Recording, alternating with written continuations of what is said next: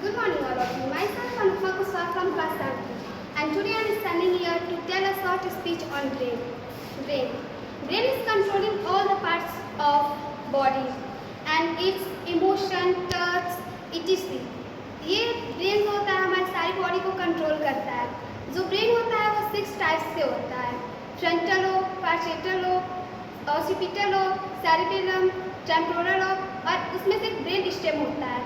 जो brain stem होता है उसे हम लोग स्पाइनल कॉर्ड भी कहते हैं। जो हमारे बैकबोन होता है वो उससे ज्वाइंट होता है और उससे सिग्नल जाता है हमारे ब्रेन तक, तो भी हम कुछ भी कहते हैं। जैसे कि यहाँ पे कांटे हैं, अगर हमारा पैर उस कांटों पे लगता है तो हमारा माइंड में तुरंत सिग्नल जाता है कि हमें कुछ गड़ा है और हमारा जो पैर होता है वो तुरंत वहाँ से झटके से हट के दूर चला जाता है।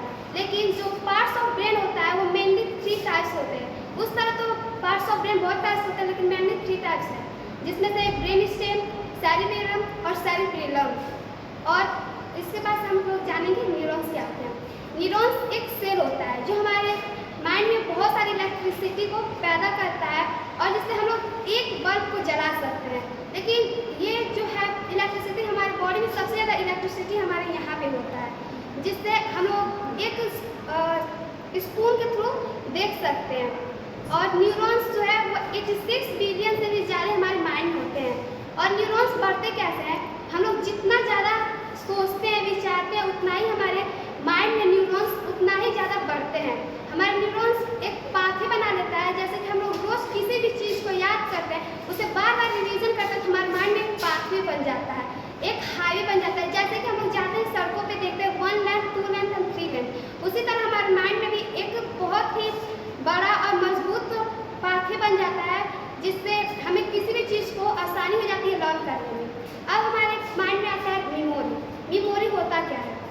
ये जो मेमोरी है वो जैसे कि कंप्यूटर होता है, कंप्यूटर में लगता है वो पेन ड्राइव में सारा इंफॉर्मेशन होता है कंप्यूटर का।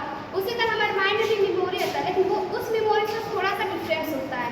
जो हमारे मेमोरी वो 2 टाइप्स का होता है, एक शॉर्ट टर्म मेमोरी होता है, एक लॉन्ग टर्म मेमोरी होता है। जो शॉर्ट टर्म मेमोरी होता है वो हमारे कुछ ही दिनों के लिए होता है, जैसे कि 5 डेज, 9 डेज, कुछ मिनट्स, घंटे।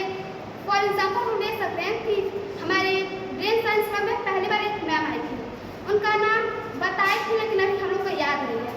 उसे हम लोग शॉर्ट टर्म मेमोरी कह सकते हैं। जो लॉन्ग टर्म मेमोरी है, हमारी एक फ्रेंड है, जैसे कि कोई भी आदित्य है, जानवी है, कोई भी है, तो उसका नाम हम लोग को कभी नहीं भूल सकता, इसलिए क्योंकि वो हमारे माइंड में जो लॉन्ग टर्म मेमोरी है उसमें फिट हो गया है। और जो शॉर्ट टर्म मेमोरी